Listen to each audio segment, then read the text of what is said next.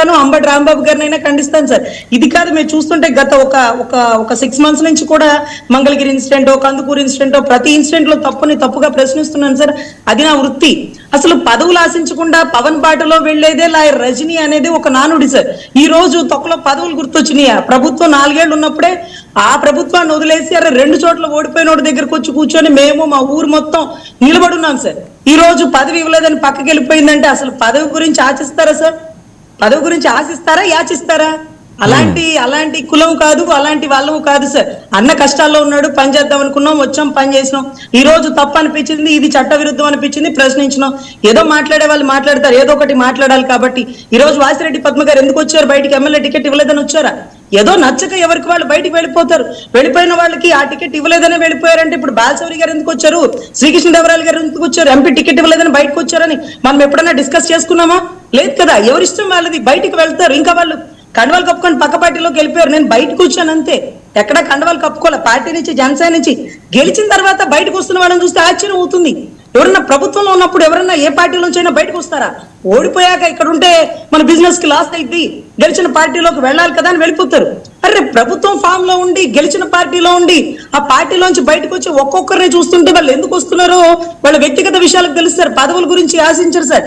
మా అయితే డైరెక్ట్ ఇచ్చి ఉండే వాళ్ళేమో ఒక 15,000 జీతం బతికేస్తాం మేము, లేకపోతే ఒక చైర్మన్ ఇస్తారేమో 1,00,000 రూపాయలు జీతం దున్నేస్తాం మేము. ఎన్ని పిచ్చి మాటలు, ఇన్ని పిచ్చి మాటలు సార్. ఆయన పట్ల నిబద్ధతగా పనిచేయడానికి వచ్చిన వాళ్ళు ప్రతి జన సైనికులు, వారితో పాటు కూడా నేను సార్.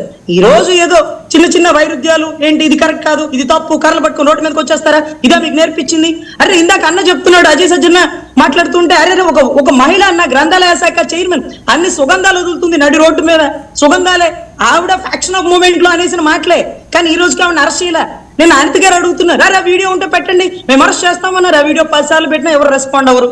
సో ఇటువంటి పరిస్థితుల్లో ఆ మూమెంట్ లో అన్నారు, దాన్ని రెక్టిఫై చేసుకున్నారు. మీరు అరెస్ట్ చేస్తే, మీరు జైల్లో వేస్తే రజనీ మాట్లాడుండేది కాదు. ఇంటి మీద నిప్పు పెట్టినా మాట్లాడకూడదు, కార్లు తగలబెట్టినా మాట్లాడకూడదు.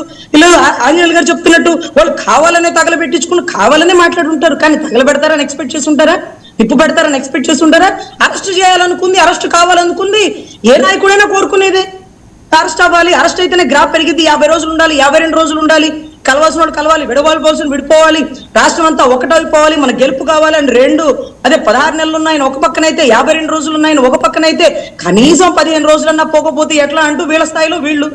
సో రాజకీయ నాయకులు అంటేనే ఈ రకంగా ఉన్నప్పుడు మధ్యలో బలైపోయేది మనలాంటి వాళ్ళు, మీలాంటి వాళ్ళు, నాలాంటి వాళ్ళు తప్ప ఆ పెద్ద వాళ్ళందరూ బాగానే ఉంటారు సార్. ఎనీవే అటువంటి అపోహలన్నీ తప్పు సార్. తప్పని ప్రశ్నించాం, కొన్ని ఇబ్బందులు. జనసేనకి కన్నా రజనీకి ఏ సంబంధం లేదు ఇంకా, అంతేనా? క్లియరా? చెప్పలేమా సార్? అలా సంబంధం ఉంటే మళ్ళీ నా వల్ల ఆయనకి ఇబ్బంది అవుతుంది సార్. కూటమిలో ఉండే కావాలని మాట్లాడుతుంది, పవన్ కళ్యాణ్ గారే మాట్లాడిస్తున్నారు, పవన్ కళ్యాణ్ గారు మాట్లాడలేక ఇవిడితో మాట్లాడిస్తున్నారు అనేవి కూడా. సరే, వేరే పార్టీలోకి వెళ్ళే ఆలోచన ఉందా సార్? అవంతా ఏమీ లేవు సార్. తప్పని ప్రశ్నిస్తా, అంతకు మించి ఏం లేదు సార్. అది క్లారిటీ ఇచ్చేయండి. రైట్. కృష్ణాంజనేయులు గారు ప్లీజ్ సింపుల్ గా స్ట్రైట్ గా. వర్మ గారు